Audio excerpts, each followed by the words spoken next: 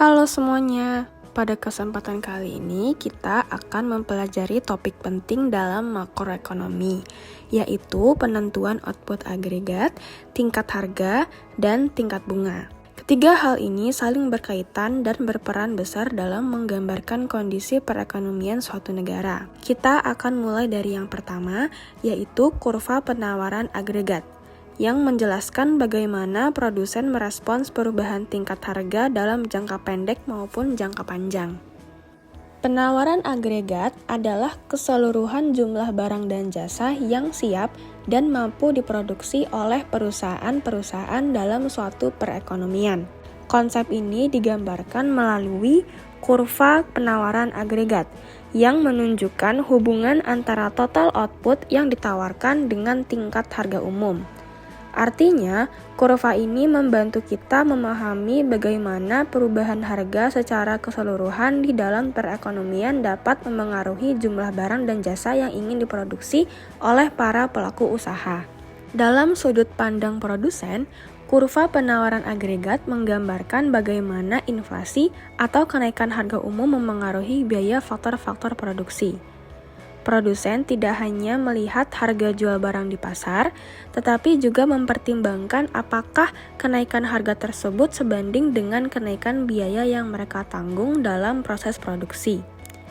Biaya produksi yang dimaksud mencakup beberapa unsur penting, yaitu bahan baku atau sumber daya alam yang digunakan dalam proses pembuatan barang, biaya sumber daya manusia yang tercermin dalam bentuk upah atau gaji pekerja, modal yang dimiliki produsen seperti mesin, peralatan, dan dana usaha, serta teknologi yang digunakan untuk mempercepat dan mengefisiensikan produksi. Oleh karena itu, penawaran agregat pada dasarnya menjelaskan bagaimana tingkat harga di pasar akan tercermin dalam biaya produksi dan bagaimana produsen merespons perubahan tersebut dengan menambah atau mengurangi jumlah output yang mereka hasilkan.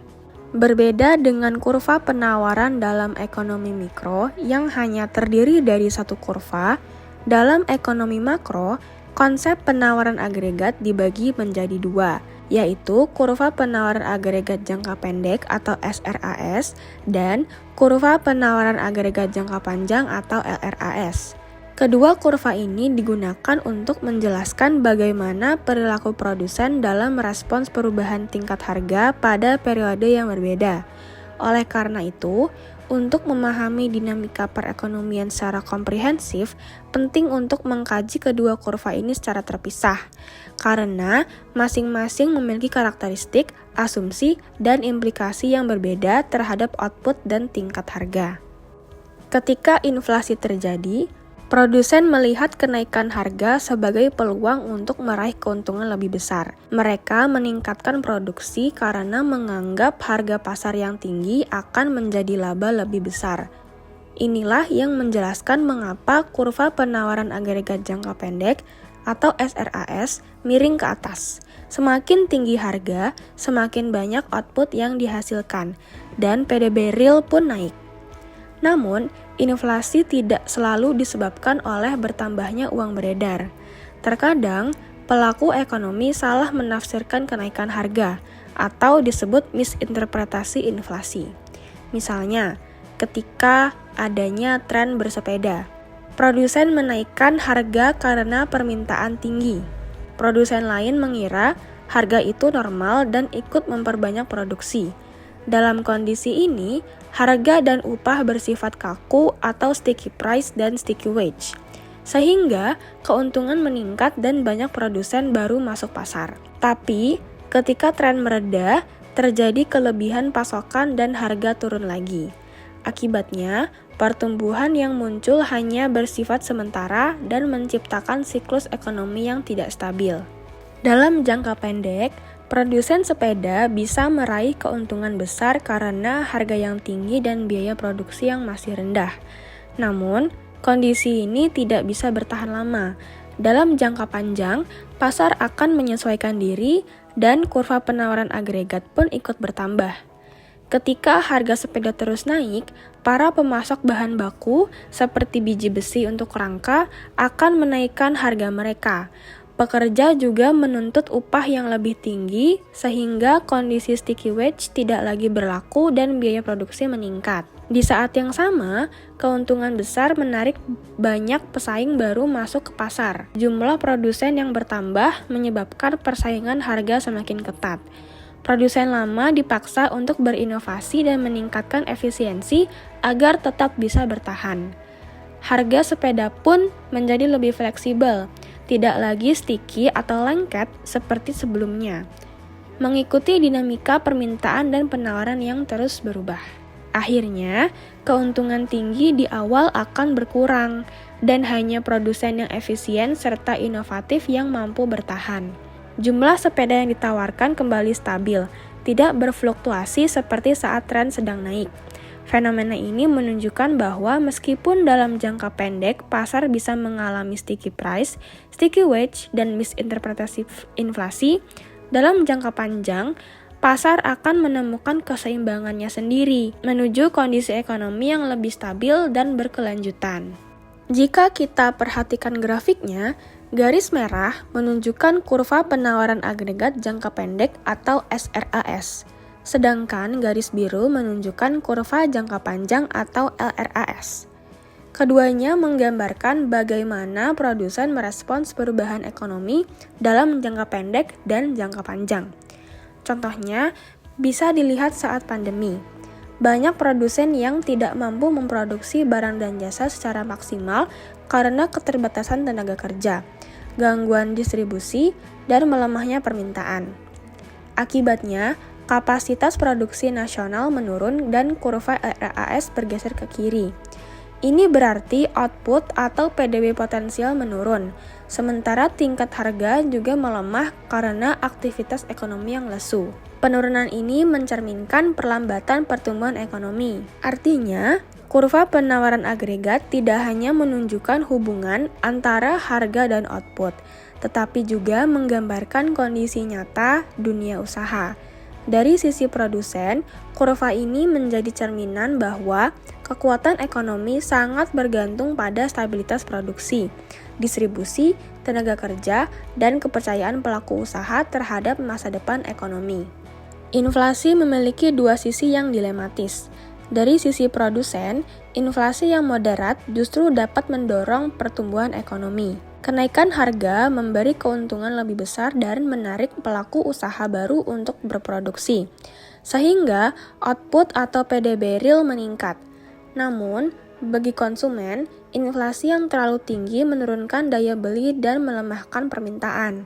Akibatnya, produsen juga dirugikan karena barang yang diproduksi tidak terserap pasar. Untuk itu, dibutuhkan keseimbangan antara tingkat inflasi dan output yang ideal.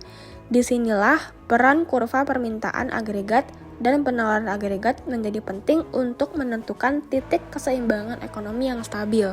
Misalnya, pada grafik, keseimbangan ideal terjadi saat inflasi dan output sama-sama berada di angka 10, menandakan ekonomi tumbuh tanpa tekanan harga berlebihan. Jika inflasi melonjak, pemerintah dapat menekan laju kenaikan harga melalui kebijakan fiskal, dengan menaikkan pajak atau mengurangi uang beredar, atau kebijakan moneter, yaitu menaikkan suku bunga agar masyarakat lebih banyak menabung. Langkah-langkah ini membantu mengembalikan keseimbangan ADAS, menjaga inflasi tetap terkendali, dan memastikan pertumbuhan ekonomi yang optimal. Dalam mempelajari ilmu ekonomi, tujuannya bukan hanya memahami teori, tetapi juga menerapkannya untuk membaca kondisi nyata perekonomian. Teori seperti permintaan agregat dan penawaran agregat dapat menjelaskan situasi ekonomi Indonesia saat pandemi. Ketika pandemi melanda, banyak pelaku usaha tidak bisa berproduksi maksimal karena keterbatasan tenaga kerja, gangguan distribusi, dan melemahnya permintaan. Secara teori, hal ini menggambarkan pergeseran kurva penawaran agregat jangka panjang atau RAS ke kiri. Artinya, kemampuan produksi nasional menurun. Faktanya, Pada triwulan 1 tahun 2021, pertumbuhan ekonomi Indonesia tercatat negatif, yaitu minus 0,74% secara tahunan dan minus 0,96% secara kuartalan.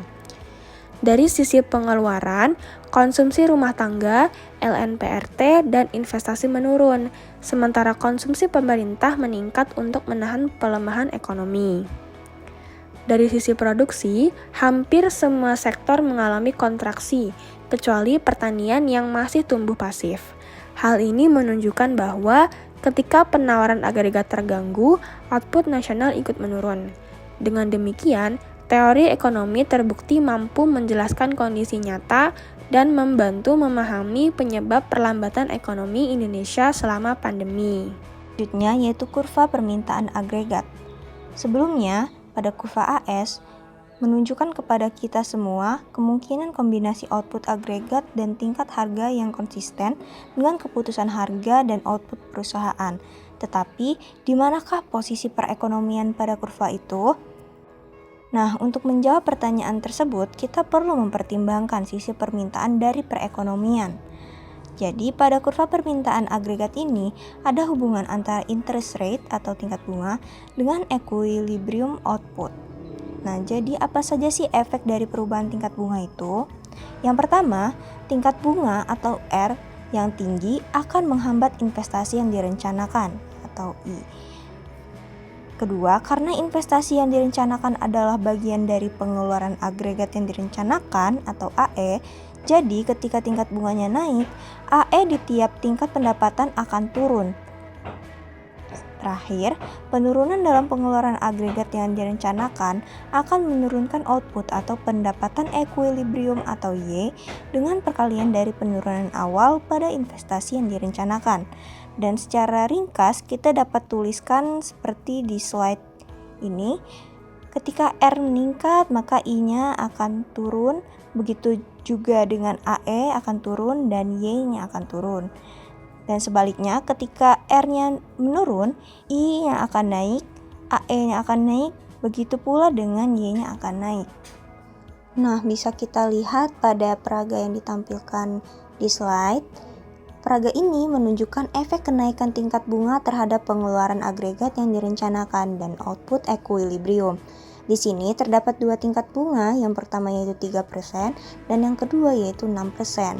Nah, pada saat tingkat bunganya itu 3%, output atau pendapatan agregatnya berada pada Y0. Sedangkan pada saat tingkat bunganya 6%, output atau pendapatan agregatnya berada pada Y1. Jadi, untuk tingkat bunga yang lebih tinggi, output atau pendapatan agregatnya akan lebih kecil atau menurun. Bisa kita lihat dari Y0 ke Y1. Nah, begitu pula dengan investasi yang direncanakannya akan lebih rendah. Dengan demikian, pengeluaran agregat yang direncanakan akan bergeser menurun. Selanjutnya yaitu kurva IS. Kurva IS ini menunjukkan hubungan antara output agregat dan tingkat bunga di pasar barang. Nah, di pasar barang itu ada hubungan negatif antara output dan tingkat bunga karena investasi yang direncanakan akan bergantung secara negatif pada tingkat bunga. Oleh karena itu, bisa kita lihat di slide ya, kurva IS ini ketika tingkat bunganya tinggi, output atau pendapatan agregatnya rendah dan sebaliknya. Jadi, tiap titik pada kurva IS adalah equilibrium pasar barang untuk tingkat bunga tertentu. Semakin rendah tingkat bunga, semakin banyak investasi yang direncanakan yang kita miliki dan semakin tinggi output agregat. Equilibrium juga berarti bahwa investasi yang direncanakan sama dengan tabungan atau saving. Oleh karena itulah digunakan notasi IS, investasi sama dengan saving. Nah, kurva IS ini bisa bergeser teman-teman. Jadi, bisa kita lihat ya pada slide, kurva IS-nya bergeser ke kanan. Nah, hal tersebut dipengaruhi oleh peningkatan pengeluaran pemerintah. Jadi, peningkatan pengeluaran pemerintah atau dinotasikan dengan huruf G itu akan menggeser kurva IS ke kanan. Untuk tingkat bunga tertentu, kenaikan G atau pengeluaran pemerintah akan meningkatkan pengeluaran agregat yang direncanakan atau AE, dan dengan demikian Y dalam equilibrium itu juga akan meningkat. Selanjutnya yaitu perilaku The Fed. Seperti yang kita ketahui, The Fed ini adalah bank sentralnya Amerika Serikat, dan The Fed ini dapat mengendalikan tingkat bunga. Nah, bagaimana sih The Fed memutuskan nilai tingkat bunga yang harus dipilihnya? Jadi, The Fed itu punya misi yaitu untuk mendorong stabilitas, integritas, dan efisiensi dari sistem moneter, keuangan, dan pembayaran negara untuk mendorong kinerja makroekonomi yang optimal. Dan tujuan utama The Fed dalam mencapai kinerja makroekonomi yang optimal ini adalah tingkat output dan lapangan kerja yang tinggi, serta tingkat inflasinya itu rendah. Jadi dari sudut pandangnya The Fed, itu situasi terbaik adalah ketika perekonomian yang bekerja penuh dengan tingkat inflasinya rendah, dan situasi terburuknya adalah stagflasi, yaitu pengangguran tinggi dan inflasinya juga tinggi. Nah, bisa kita lihat pada peraga yang ditampilkan ya. Peraga ini menunjukkan nilai equilibrium dan tingkat bunga untuk nilai tertentu dari pengeluaran pemerintah, tingkat harga, dan semua faktor dalam Z. Misalkan, pemerintah memutuskan untuk meningkatkan pengeluarannya. Bagaimana sih perubahan nilai equilibrium dari tingkat bunga dan output? Nah, kita ingat bahwa peningkatan pengeluaran pemerintah atau G itu akan menggeser kurva IS ke kanan. Dan pada peraga ini menunjukkan kenaikan nilai equilibrium dari tingkat bunga dan juga output. Nah, sekarang apa sih yang akan terjadi jika alih-alih perubahan dalam pengeluaran pemerintah, kita mengalami kenaikan dalam tingkat harga? Katakanlah dari suatu guncangan biaya pada keseluruhan perekonomian. Jadi, tingkat harga itu ada dalam aturan The Fed. Artinya, The Fed peduli terhadap stabilitas harga. Dengan demikian, The Fed akan merespons kenaikan tingkat harga ini dengan menaikkan tingkat bunga. Hal ini berarti bahwa dalam peraga yang ditampilkan ini, kenaikan tingkat harga akan menggeser aturan The Fed ke kiri, yakni untuk nilai output tertentu, tingkat bunga akan lebih tinggi untuk tingkat harga yang lebih tinggi. Terakhir, jika ada peningkatan salah satu faktor Z. Jadi, dapat kita simpulkan kalau dalam aturan The Fed, tingkat bunga dinaikkan saat outputnya meningkat, dengan semua hal lain tetap sama. Sedangkan sepanjang kurva IS, output itu akan turun ketika tingkat bunganya meningkat, karena investasi yang direncanakan akan bergantung secara negatif pada tingkat bunga, seperti yang sudah dibahas sebelumnya. Perpotongan kedua kurvanya itu memberikan nilai equilibrium dan output dan tingkat bunga untuk nilai tertentu dari pengeluaran pemerintah atau G, tingkat harga atau P, dan faktor-faktor dalam Z. Sekarang kita bisa menderivasikan kurva AD. Kurva AD ini adalah hubungan antara tingkat harga keseluruhan, yaitu P, dan output atau pendapatan agregat atau Y. Yang sudah kita ketahui sebelumnya bahwa peningkatan P itu akan menggeser aturan The Fed ke kiri. Ketika aturan The Fed bergeser ke kiri, di sepanjang kurva IS yang tidak berubah itu, equilibrium baru akan berada pada tingkat bunga yang lebih tinggi dan tingkat output yang lebih rendah. Dan ketika P meningkat, The Fed akan merespons menurut aturannya dengan menaikkan tingkat bunga, dengan semua hal lain tetap sama. Tingkat bunga yang lebih tinggi ini memiliki efek negatif pada investasi yang direncanakan, dan dengan demikian pada AE dan juga pada Y. Nah, hubungan tersebut tercermin dalam kurva IS yang sudah dibahas sebelumnya. Sebaliknya, penurunan P ini akan menggeser aturan The Fed ke kanan dan menghasilkan equilibrium baru dengan tingkat bunga yang lebih rendah dan tingkat output yang lebih tinggi. Jadi, di pasar barang itu ada hubungan negatif antara P dan Y dengan aturan The Fed, dan itu adalah kurva AD. Bisa kita lihat pada slide. Kurva AD di slide ini menunjukkan bahwa peningkatan belanja pemerintah atau G itu akan menggeser kurva AD ke kanan. Seperti yang sudah kita bahas sebelumnya pada kurva IS ya, ketika G meningkat maka kurva IS-nya bergeser ke kanan karena AE, dan dengan demikian juga Y lebih besar untuk nilai tingkat bunga tertentu. Equilibrium baru untuk kenaikan G ini memiliki tingkat bunga yang lebih tinggi dan tingkat output yang lebih tinggi. Tingkat output yang lebih tinggi berarti kurva AD bergeser ke kanan saat G meningkat. Lalu pada slide juga menunjukkan bahwa kenaikan Z akan menggeser kurva AD ke kiri.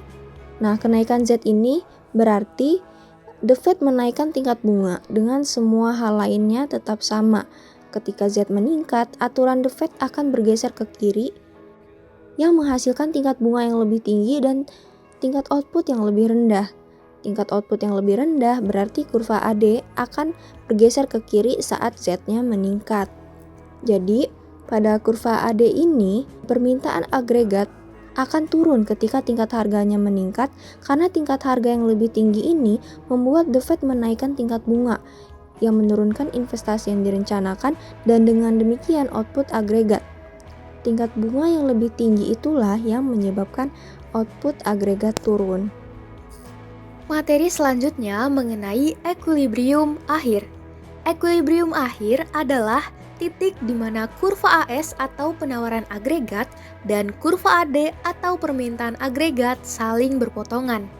Ada beberapa hal yang dapat ditentukan melalui titik perpotongan ini, yaitu nilai equilibrium dari output, tingkat harga, tingkat bunga, konsumsi, investasi yang direncanakan, permintaan uang, dan penawaran uang.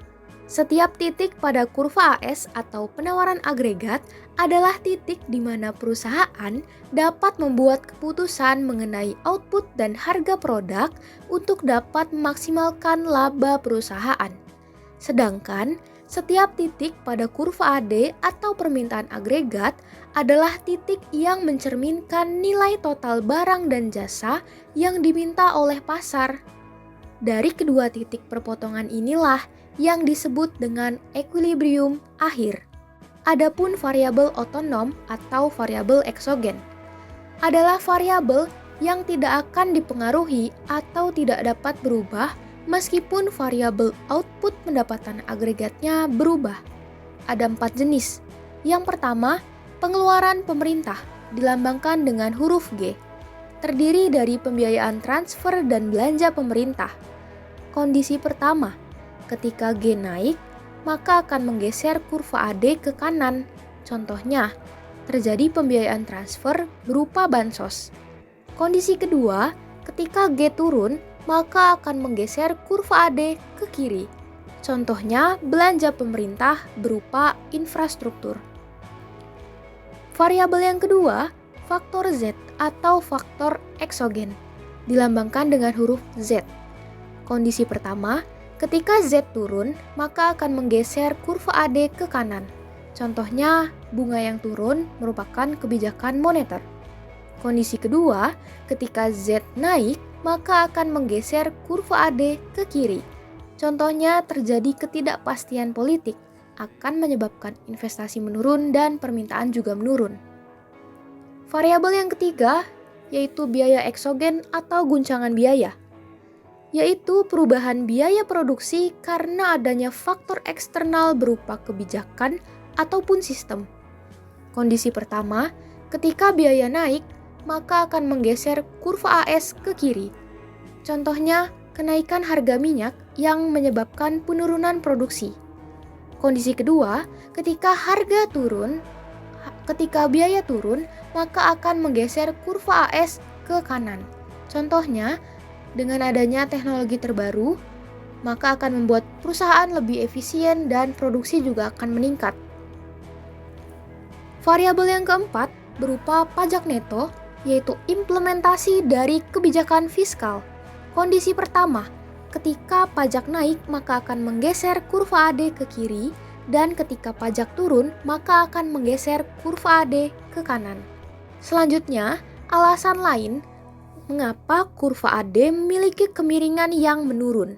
Yang pertama, bergantung pada tingkat bunga. Kondisinya, ketika tingkat harga naik, permintaan uang juga akan naik. Hal tersebut menyebabkan tingkat bunga menurun. Ketika tingkat bunganya menurun, maka investasi yang direncanakan dan konsumsi masyarakat akan meningkat. Hal tersebut berdampak pada kenaikan pendapatan dan pengeluaran agregat, sehingga menghasilkan pergerakan ke bawah di sepanjang kurva AD. Inilah alasan pertama mengapa kurva AD memiliki kemiringan yang menurun. Yang kedua, bergantung pada kekayaan real. Kondisinya, ketika tingkat harga turun, maka nilai kekayaan real akan meningkat. Hal tersebut menyebabkan daya beli masyarakat juga akan naik dan aset serta investasi yang direncanakan juga akan naik. Masyarakat atau konsumen akan merasa lebih kaya sehingga akan meningkatkan pengeluaran terhadap konsumsi. Hal tersebut menyebabkan peningkatan jumlah permintaan agregat. Inilah alasan kedua dari kemiringan kurva AD yang menurun. Baik, di sini saya mengambil berita dari investor.id mengenai harga minyak yang mengalami penurunan dikarenakan adanya kelebihan pasokan. Ditulis pada 7 November 2025 oleh Indah Handayani. Diterangkan bahwa harga minyak mentah dunia turun pada hari Kamis 6 November 2025. Penurunan itu dikarenakan para investor menimbang adanya potensi kelebihan pasokan serta permintaan yang semakin melemah di Amerika Serikat, yaitu sebagai konsumen minyak terbesar di dunia. Nah, harga minyak global juga mencatat terjadinya penurunan 3 bulan berturut-turut hingga bulan Oktober dan menekankan kekhawatiran mengenai kelebihan pasokan seiring dengan peningkatan dari produksi minyak mentah oleh OPEC dan negara non-OPEC yang masih terus bertambah. Selain masalah pasokan, lemahnya permintaan juga menjadi fokus utama dari pasar minyak mentah. Menurut laporan dari JP Morgan, permintaan minyak global hingga 4 November itu hanya sekitar 850.000 barel per hari, lebih rendah dari proyeksi sebelumnya yaitu sebesar 900.000 bph. Selanjutnya juga rendahnya tingkat operasional dari kilang minyak menunjukkan bahwa permintaan minyak mentah di Amerika Serikat masih belum kuat dikarenakan ada banyak kilang minyak yang sedang dalam masa perawatan. Nah, jadi ada beberapa faktor yang dapat mengubah titik equilibrium. Seperti contohnya yang telah saya sebutkan berita di atas mengenai harga minyak yang mengalami penurunan. Di sini saya telah menggambarkan mengenai kurva titik equilibrium yang mengalami perubahan. Analisis saya yang pertama, di sisi penawaran terjadi pergeseran ke kanan dari supply 0 ke supply 1. Ada dua faktor yang menyebabkan pergeseran. Yang pertama, peningkatan produksi dari OPEC dan juga negara non-OPEC yang masih berproduksi secara terus-menerus. Faktor yang kedua, adanya kelebihan stok minyak mentah di gudang dikarenakan produksi dari OPEC dan non-OPEC yang secara terus-menerus menyebabkan adanya kelebihan stok minyak. Lalu di sisi permintaan terjadi pergeseran ke kiri dari D0 ke D1 dikarenakan dua faktor juga. Yang pertama, permintaan minyak mentah di Amerika Serikat yang melemah dikarenakan banyak kilang minyak masih dalam masa perawatan. Dan faktor yang kedua, permintaan minyak global juga lebih rendah dari proyeksi sebelumnya, yaitu dari 900.000 bph ke 850.000 bph. Sehingga titik equilibriumnya bergeser dari E0 ke E1 dan menyebabkan harganya juga ikut turun dari P0 ke P1. Sedangkan kuantitasnya itu bisa berubah, bisa naik, turun, ataupun juga seimbang tergantung apakah yang dominan penawaran atau permintaan. Sekian dari saya, terima kasih. Materi berikutnya adalah kurva agregat suplai jangka panjang. Apa itu kurva agregat suplai jangka panjang? Kurva agregat suplai jangka panjang adalah kurva yang menunjukkan hubungan antara tingkat harga umum dan jumlah output barang serta jasa yang diproduksi oleh perekonomian dalam jangka panjang. Dalam periode ini, seluruh faktor ekonomi seperti upah, harga input, dan ekspektasi masyarakat sudah menyesuaikan sepenuhnya terhadap perubahan kondisi ekonomi. Pada kurva atau grafik yang telah ditampilkan, kita dapat melihat pergeseran dari kondisi jangka pendek menuju jangka panjang. Awalnya, perekonomian berada pada titik A dengan tingkat harga B0 dan output potensial Y0. Ketika terjadi peningkatan permintaan agregat atau agregat demand dari AD0 ke AD1, titik keseimbangan bergeser sementara ke titik B, menyebabkan kenaikan harga menjadi P1 dan output meningkat ke Y1. Namun dalam jangka panjang, upah dan biaya produksi akan menyesuaikan terhadap kenaikan harga tersebut. Akibatnya, kurva penawaran agregat jangka pendek akan bergeser ke kiri hingga perekonomian mencapai titik keseimbangan baru, yaitu di titik C, tepat pada kurva LRAS yang bersifat vertikal di tingkat output potensial. Hal ini menggambarkan bahwa dalam jangka panjang, output real tidak dipengaruhi oleh perubahan harga, melainkan ditentukan oleh faktor-faktor real seperti jumlah tenaga kerja, modal, teknologi, dan efisiensi produksi. Dengan kata lain, perekonomian akan selalu cenderung kembali ke kapasitas produksinya yang penuh. Selanjutnya adalah GDP potensial. GDP potensial mengambilkan tingkat output atau pendapatan nasional maksimum yang dapat dicapai suatu perekonomian tanpa menimbulkan tekanan inflasi. Artinya, pada titik ini, seluruh sumber daya seperti tenaga kerja, modal, dan teknologi dimanfaatkan secara efisien. Ketika perekonomian berada pada GDP potensial, kapasitas produksi telah digunakan sepenuhnya. Pabrik beroperasi pada tingkat maksimum, tenaga kerja diserap sepenuhnya, dan tidak ada pengangguran siklis. Kondisi ini mencerminkan keseimbangan jangka panjang di mana perekonomian bekerja pada full employment output. Namun, apabila output aktual melebihi tingkat potensial ini, maka tekanan terhadap upah dan harga akan meningkat karena permintaan melebihi kapasitas produksi. Akibatnya, inflasi cenderung naik sebagai bentuk penyesuaian pasar terhadap kelebihan permintaan tersebut. Selanjutnya adalah Short-Run Equilibrium below potential output atau keseimbangan jangka pendek di bawah output potensial. Ini terjadi ketika kurva agregat demand dan agregat supply berpotongan di sebelah kiri titik Y0. Kondisi ini menunjukkan bahwa perekonomian sedang berada dalam situasi yang lesu atau belum beroperasi pada kapasitas maksimum. Pada keadaan ini, tingkat produksi menurun karena banyak sumber daya, terutama tenaga kerja dan modal, tidak dimanfaatkan sepenuhnya. Akibatnya, tingkat pengangguran meningkat dan daya beli masyarakat melemah. Lemahnya daya beli tersebut membuat permintaan terhadap barang dan jasa menurun sehingga kegiatan ekonomi melambat.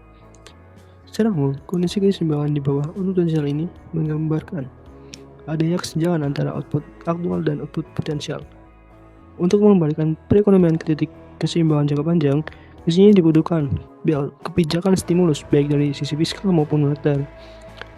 Ini gunanya untuk meningkatkan permintaan agregat dan mendorong aktivitas produksi kembali ke kapasitas penuh. Berikutnya adalah Simple Keynesian Aggregate Supply Curve.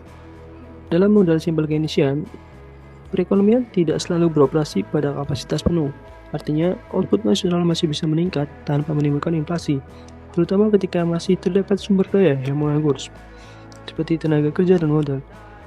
Kurva agregat supply dalam model ini memiliki 3 bentuk utama, yaitu horizontal, yang menunjukkan kondisi ketika harga belum meningkat meskipun output bertambah. Kedua, ada menanjak, di mana peningkatan permintaan mulai mendorong kenaikan hanya karena kapasitas produksi semakin mendekati penuh. Dan terakhir ada vertikal, yang menggambarkan kondisi jangka panjang saat perekonomian mencapai output potensial. Berikutnya ada inflationary gap. Inflationary gap jadi ketika pengeluaran agregat melebihi tingkat output potensial. Pada kondisi ini, perekonomian telah mencapai kapasitas produksi yang penuh atau sudah maksimal. Karena produksi sudah tidak bisa ditingkatkan, tambahan permintaan dari masyarakat tidak akan menaikkan output real, melainkan hanya mendorong kenaikan harga barang dan jasa. Dalam grafik, kondisi ini ditunjukkan oleh pergeseran kurva agregat demand ke kanan, misalnya dari AD1 ke AD3. Sementara kurva agregat supply ini sudah bersifat vertikal pada tingkat output potensial. Artinya, setiap peningkatan permintaan hanya menyebabkan harga naik tanpa menambah output.